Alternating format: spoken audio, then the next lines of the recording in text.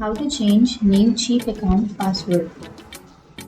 So if you want to change your NameCheap account password, then first of all open up a browser, any browser that you're comfortable with. I'm here with Google Chrome browser, and now in the search bar search for NameCheap, and then here you will have www.namecheap.com. Click on that, and now on the upper left corner you will have sign in option. You can click on sign in, or you can also click on sign up, and then here on the upper right corner you will have login. Click on login,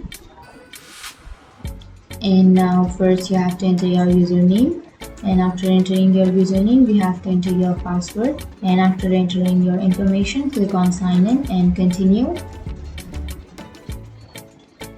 And now you will get a verification code. Enter that verification code here and then click on submit and log into your account. And after logging into your account, on the left corner you will have a bunch of options. Click on profile,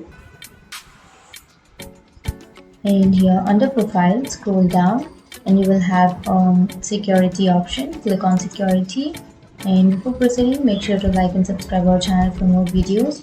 And now to change your password, click on edit, and now here you have to enter a new password, and then you have to enter your new password again to confirm it.